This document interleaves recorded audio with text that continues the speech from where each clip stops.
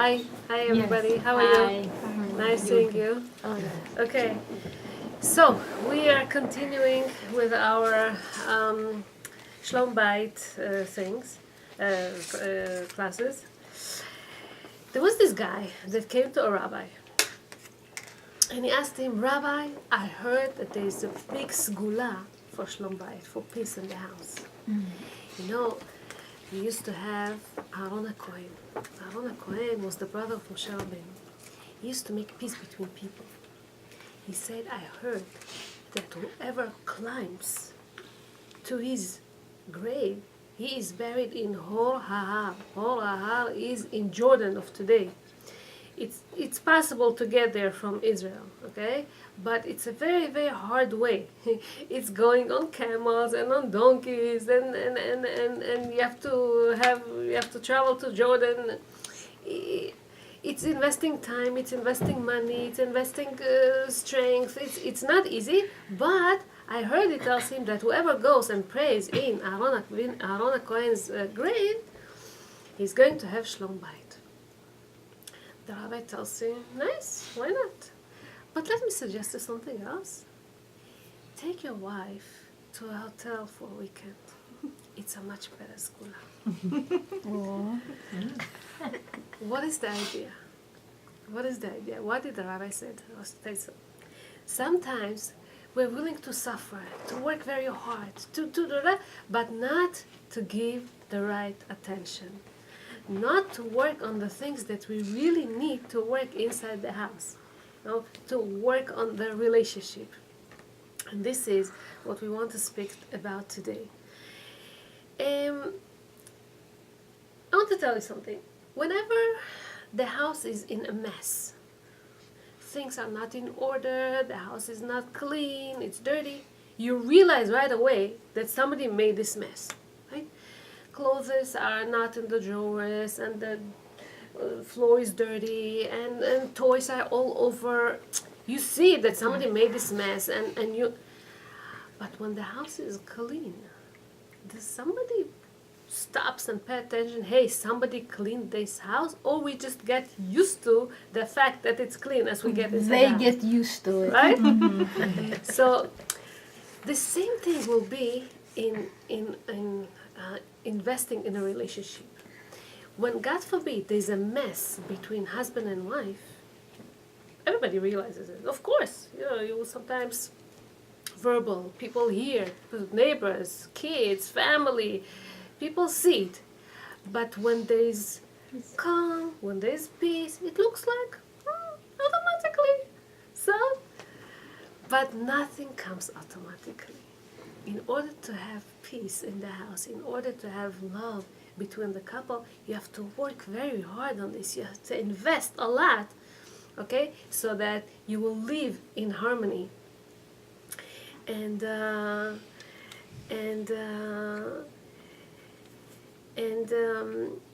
another thing, usually on the regular days,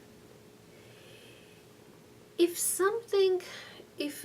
everything goes well and nothing goes wrong, people might say, on the overall, if you look at the big picture, I'm okay. I compare myself to other couples over there, it's a disaster sometimes. I'm okay compared to them. It's a thought that people might have. On the big scale, okay, I'm fine. I'm doing good. And for example, I want to explain it to you in an example why I don't accept this kind of a sentence. For example, Yafa, okay? She cooked a very, very good orange soup. You know what's an orange soup? What do you have to put in orange soup? Sweet potatoes. Sweet potatoes. Butternut squash. Yeah. What else? Carrots. Anything that makes it look orange. Pumpkin. Whatever is orangey, okay? This Yafa put all these things in, but she didn't have the pumpkin. Does it make the soup edible? Yeah. Yes. Is it tasty? It's fine. It could be much greater if she would put the pumpkin. So if one ingredient is missing, if she's lacking one thing, this pumpkin, it's still okay. It's not the end of the world. You can make it better next time, but it's fine, it's still good, right? But let's say instead of putting, she had the pumpkin, she had everything, but instead of putting 1 teaspoon of salt, she put 1 teaspoon of poison. What happens now? Not edible. This one little detail, this one little spoon of poison controls, empowers everything, and makes the whole food poisonous. Okay? This is what happens when people, let's say, God forbid, hurt other people. When, let's say, he hurts her or she hurts him. Okay? This one little thing that is so significant, that influences so much on the relationship, that can ruin everything, God forbid, that can harm everything, can destroy the relationship sometimes. Okay? So there's all kind of hurting, offenses that people can do towards other people. Sometimes it could be a physical harm. Sometimes it could be a verbal. It could be an emotional one, okay? It could be economical one, and could be even religious one. You know, in the name of religion, you say all kind of stuff, and you allow yourself. So when somebody was hurt from all these things that I mentioned above, it doesn't matter that on the overall you are good. If this one time you hurt somebody, it's not good. And it's like a poison that destroys everything. Whatever is related to this kind of unforbidden behavior, when people allow themselves to hurt other people, okay, you have to put yourself all kind of red lines that you won't cross.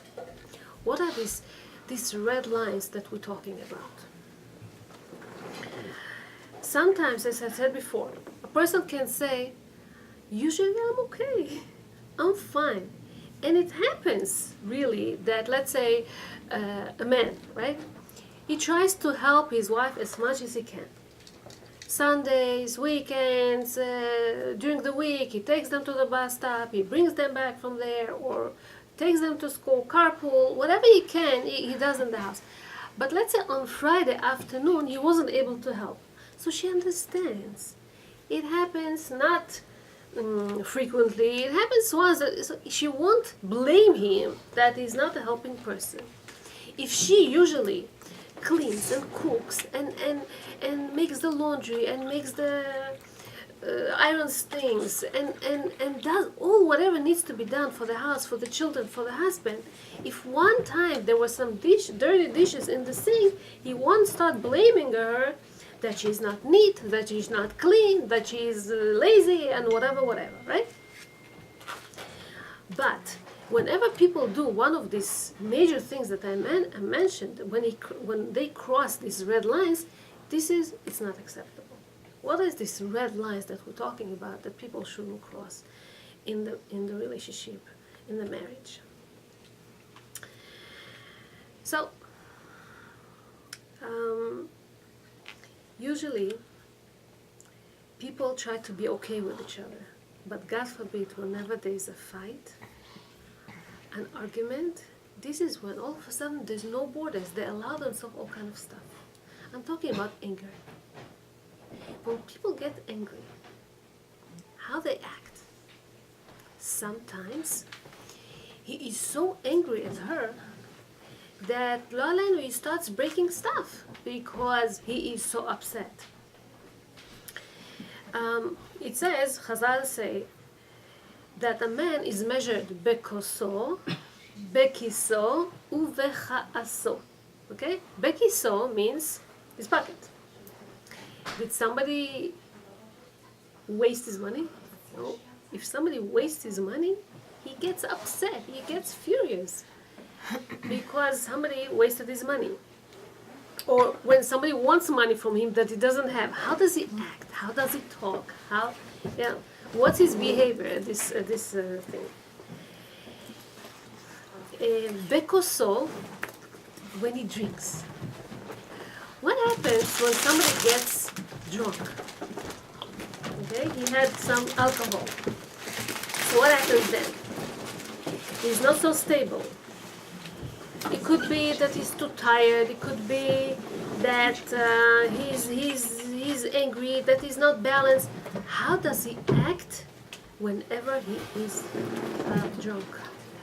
It's unbelievable sometimes what people do when they're drunk. They're not even aware of what they do, and they could be violent, they could do all kinds of stuff. And then becha'aso, when somebody's on his nerves, keeps bothering him and bothering him, how does he explode? What happens then? Okay? So these are the things that usually people are measured. This is how we know how he acts whenever he is hungry. So if he overall, he says, on the big scale, usually I'm calm, I'm not getting excited. But there are sometimes that he does, this is not acceptable. It's not good. Okay? This is this red line that we don't want to cross. So there's it's a common thing that people say, I'm not a nervous person. I'm not a angry person. Only when somebody makes me angry. Okay? and that's a problem. People have to work on themselves not to come to this point. There was this couple that the husband, he had a problem with his skin. What kind of problems, wounds that he used to have on his skin. And the woman heard, his wife heard, that if she's going to go to a certain lake, and she's going to draw water from there, she can heal him, because it has a very good qualities, this water. So she travels all the way to this place. She wastes money on the fare. She spends time.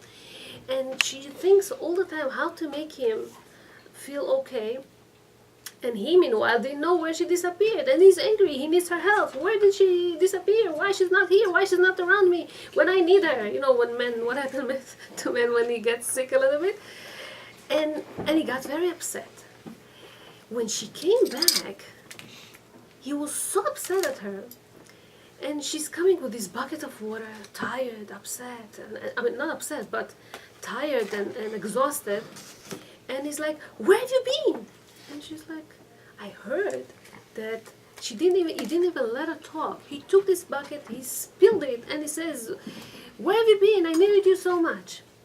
He didn't pay attention that few drops from this water sprinkled on some places on his body. And like a magic, these places got healed.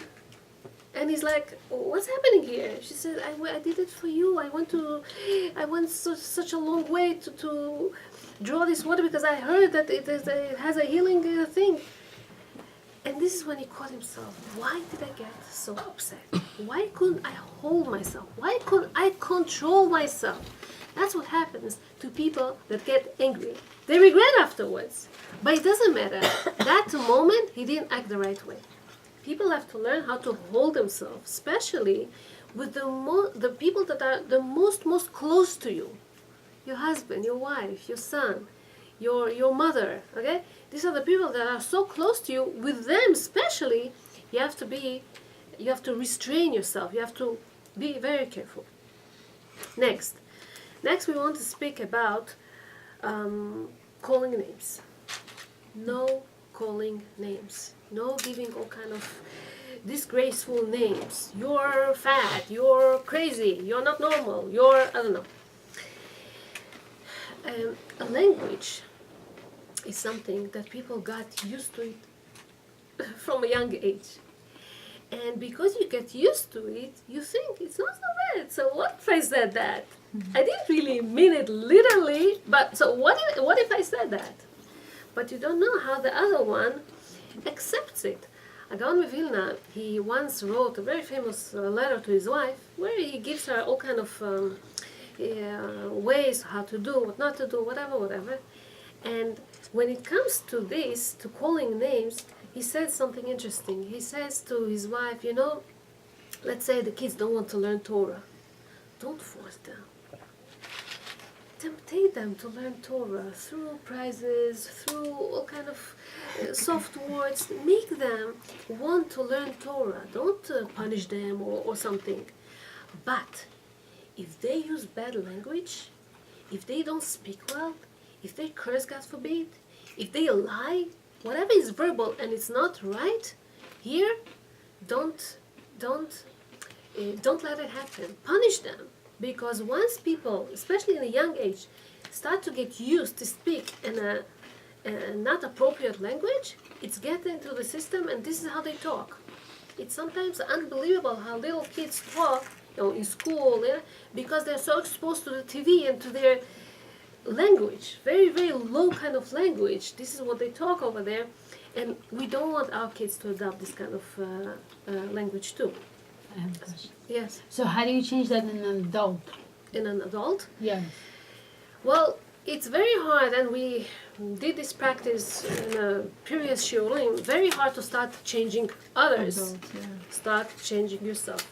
You're telling and making people around you know that you don't want to speak this kind of language. And let's say you really want to work on yourself, you say to yourself, every time I'm holding myself and I'm not saying it, I'm getting a star. I'm going to have 5 stars, I'm going to buy myself something. Kids, husband, sisters, I don't know who, are going to see that. They see that you're really working on yourself. You try to make your little kids work on that too. What if you don't in general, just that other person, that either your husband or your whatever, mother, father, they just happen to use foul language, but you don't. Okay. So it's not like you will correct yourself. There's nothing to correct in it. Okay. So it's good also, and you try to tell them, listen, I don't like this kind of language. Please try not to speak next to me, this kind of language. You try. And if they respect you, they will try. It's very hard, and it's a lot of falling there, down, and it's fine. We always make mistakes, and it takes time until we get used to something again. But at least they're on this track. At least they're trying. It's good. Slowly, slowly. All day, you have to have a lot of patience in there. I prepared you a nice quote. Soon I'll show it to you. It's beautiful, beautiful quotes about marriage. How everything takes patience and time and whatever. We'll get there. So some people got used to all kind of phrases, all kind of they think it's standard type of language. It's like everybody speaks, but Can I ask you a question? yes. So how can you explain to a child if they hear it from, let's say, an adult or somebody respectful, a certain type of behavior or language? How can you explain to the child and like that they could still respect that person because they got, how do you? So your child, Baruch Hashem, he went to learn in a yeshiva. These adults, they were never in a yeshiva. They didn't learn these things from young age, and they're used to that, because it's not because they're not good, it's not because we don't want to or we cannot respect them. We should respect them. It's just that they're not aware. They don't know. They are not in your standards. It's not what you learn. So we respect them, not a problem. But this is not the way you talk. Think about this. Would you speak this kind of language, let's say, next to your boss? Next to somebody, if you're afraid to say this kind of things to your boss, okay, you shouldn't use this language. That could be your indicator, okay? If your son won't say these things next to his rabbi or to his father, it's not acceptable. So, for example, Marina's husband, he knew that his wife is very good. She's usually very clean, she's neat, she does everything, whatever is needed. But in the time of anger, okay, he will tell her, you're crazy. And let's say there is somebody in the family, a third cousin of hers, that needs to take some medicine for mental issues. This thing is, it's going to hurt her because it's a sensitive issue. Right, it's a very sensitive issue. Let's say she tells him, "You fat," God forbid, And he knows that he did gain weight, and it bothers him, this issue, and he wants to work on himself, and she keeps telling him that whenever she's getting angry just to revenge him or something. So this is not good. It's not really helping to anything. It just creates more problem in between them. Okay, so we don't call names. Another number 3, we don't fight in front of people. In front of people would be parents, kids, anybody. Could be neighbors, could be, I don't know, doesn't matter. We don't fight in front of people. You have an issue that you need to solve with him privately, you and him. All these people, to some of them, it's like a show. Let's see what happens. Let's see who wins. Yeah, why do you need to feed them in this information? You know, they cannot help you. They can even bother you, or you hear them saying that you feel more ashamed and more. It bothers you even more how they heard it. Now, what face you're going to speak with them? And it's not good. Fighting could be also. Let's say, very sharp look, that you're not happy with the situation, or anything that shows hostility and that you're not happy about something. Especially you don't fight. Well, parents,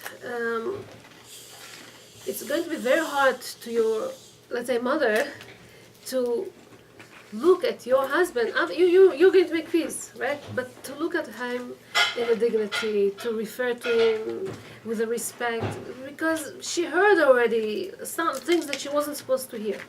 Kids, they start, once they hear the parents fight, they become less self-confident, all kind of behaviors issues afterwards, and they also afraid that it's because of them. They said something and it's because of them, and they blame themselves sometimes. They're afraid that the parents will separate them, and when they feel that something wrong is going to happen, their world is shaking. They are not sure what's going to happen, and it's a bad thing. They can develop all kind of syndromes of mental issues, of anxiety attacks, of all kind of stuff that the parents even not aware that a sentence that they say to each other, how it influenced their child, how he acts later on, or what he thinks about these things, and we have to be very, very careful about this. Number 4, no cursings. Even though you, let's say, were raised in a community or in a family that cursing is normal. Everybody, I mean, not everybody, but people do it, and it's not a shame, and it's not a sin, and it's normal. Second nature. It's second nature. It's not acceptable. And you have to be careful. In Hebrew we say, Brit Kurta L'Sfatayim. Brit Kurta L'Sfatayim means that next to everybody that talks, if he says something bad, there's an angel standing by him. And if he says something wrong, God forbid, he can make it happen. Don't say, oh, I probably will fail in the test.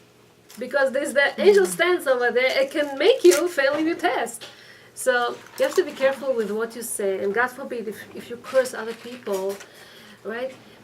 So not only that they can get this heat, but it can get, God forbid, back to you.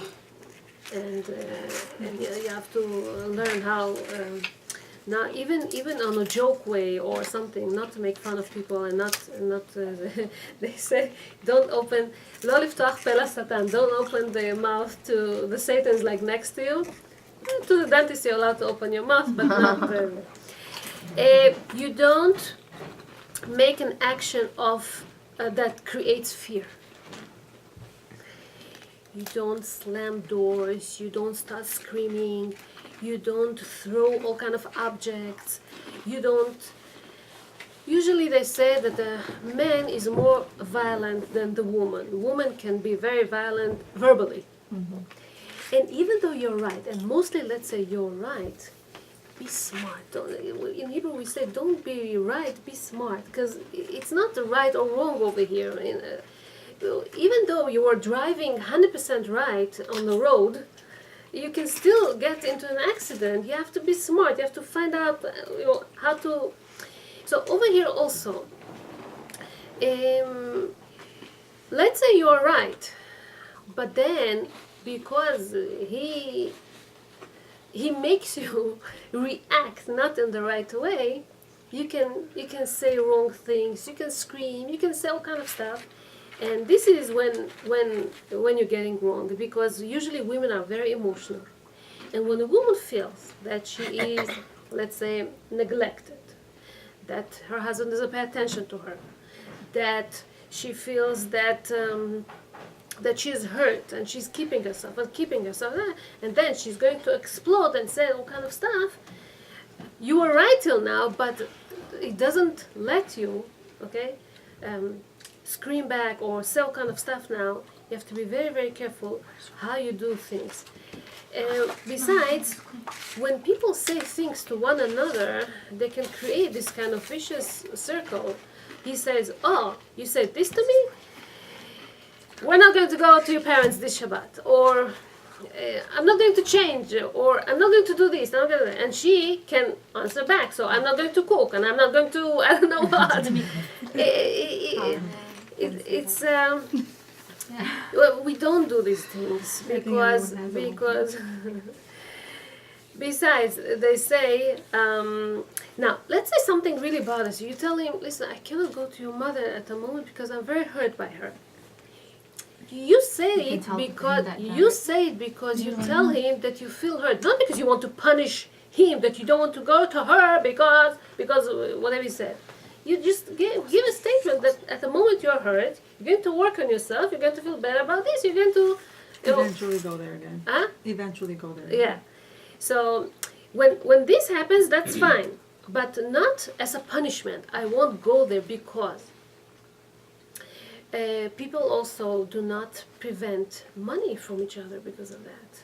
The same way he cannot prevent from you. So I won't give you your weekly, I don't know, for your expenses. Let's say if he tells her, it's not acceptable because money is something that another common, but it's something mutual that both of them earn, and you don't prevent this for necessary things, for all kind of expenses that you need to do and stuff like that. Same you won't tell him, so I won't cook, and I won't do this to you, and I won't do that to you, and whatever. So we don't act this kind of way. We don't punish. You have to be for each other. Okay, we'll speak about the do's soon. Now we're with the don'ts. Don't cross these red lines.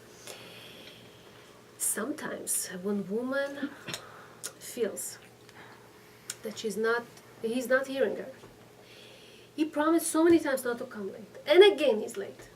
Okay, it's an issue that we always come to it. So, and she screamed last time, and she spoke, and she said, and it didn't help. So sometimes she starts being silent. She doesn't want to talk about this, and she doesn't want to talk about anything. In Bukhari we call it qawq. She's like, she doesn't want to talk. Don't talk to me. I'm not your friend anymore. And so, yes. I'll tell you what. When a woman, it's true. When a woman feels that she gets attention, she can give the whole world. And a woman usually she gives a lot for herself. When she feels that he doesn't care, that he doesn't pay attention. We said about this, that for the woman is the most important thing, when the husband doesn't give the attention. And so, she, let's say, tries to get this, it's not going to work. It's not going to work, it's not going to be helpful, and sometimes women do it again and again and again. She thinks this way she's going to get his attention. It doesn't work out. There was this woman, and it's a true story, that used to do this action, this loud silence to her husband very, very often. And it would get him nuts. He didn't know what to do with this. And once he told it to his rabbi, what should I do about this? The rabbi wanted her to feel, what does it mean when you all of a sudden become deaf and mute and you don't talk and you don't communicate. So he asked her to come to his office because he wanted to talk to her. She comes to his office and she sits behind the table, and he's busy, he's learning, the rabbi. And then there's this phone call, and he answers this phone call. Then he goes and drinks tea, and he comes back, and he doesn't pay attention to her. For about an hour she sits like that, and she feels so bad about it. At a certain moment, she bursts into crying, and she's like, "Rabbi, why do you do this to me? Why am I a zero? Am I nothing?" Or, he tells, "Did you ever think that this is what your husband might feel whenever you do this to him?"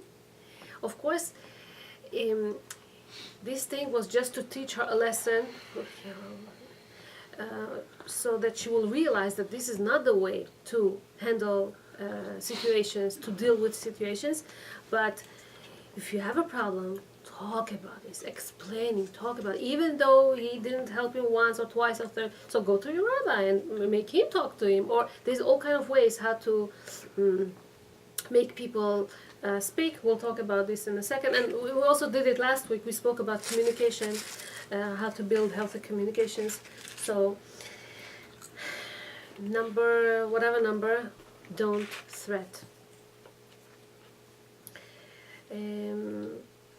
Sometimes the woman or the man, they threat that they will hurt the other person, God forbid, that they will disappear, God forbid, that she's going to get a get, God forbid, divorce, right? We don't threat these things. Or he doesn't tell her, "I'm going to go to your mother and tell her that you did or I'm going to go and call your brother and tell him that you do Why do you involve other people in this thing? People always take sides, especially people that are emotionally involved. You go to somebody that can really help you, maybe a rabbi or somebody that's not emotional, right? Somebody that both of you respect, but this is not going to be helpful. I want to give you an example of sentences that people sometimes tell to one another, and they don't pay attention how these sentences could be so explosive. Just paying attention to this. The woman says, for example, "Always to the others you have time. Only to me you never have time." Or, "Look at you, how you waste your time." A sentence like that.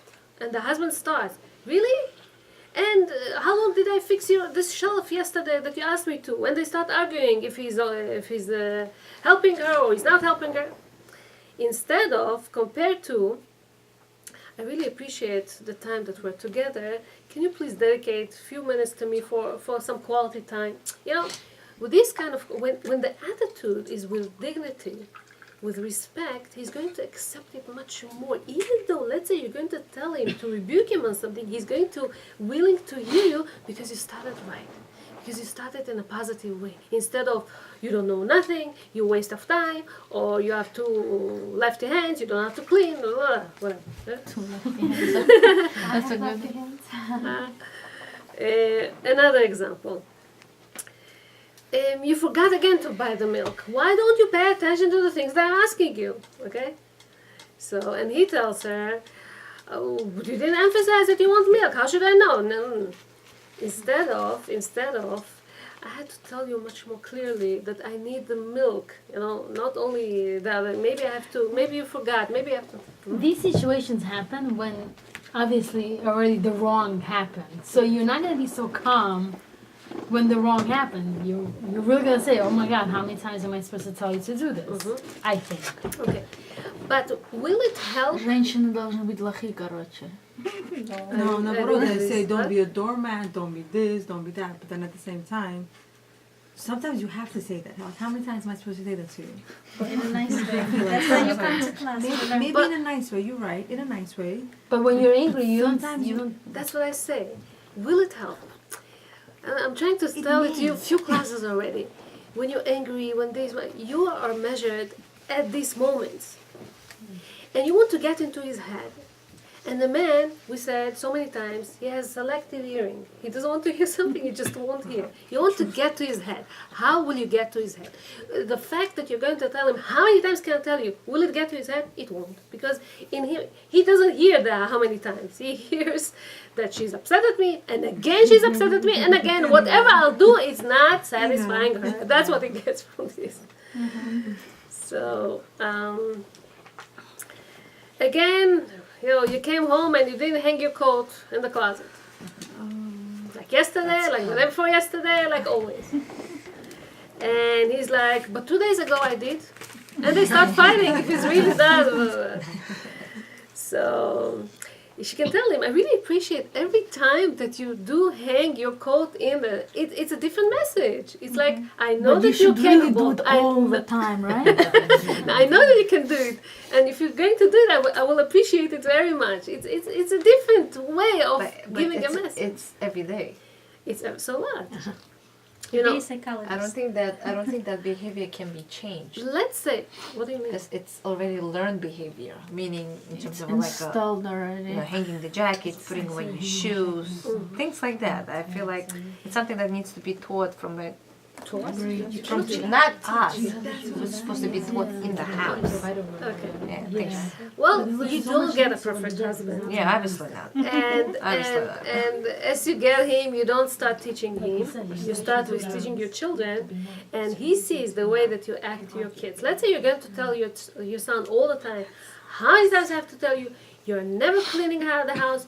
You are always there. You're never. You're always. So, so it's really not helpful. But it's so interesting, like just as you mentioning, like my husband would say, you know your mom, you better do it, but he himself wouldn't do it. Okay. What do you understand? Wait a second. So let's say your son, you're in education, right? And you told him so many times, and he doesn't do it. How would you make him do it? I just sit next to him. I'm waiting. Mm-hmm. That's what I say. I'm waiting. And that's how they know it. If I'm there, everything is done. The minute I'm out, nobody's doing a thing. Okay. So we test,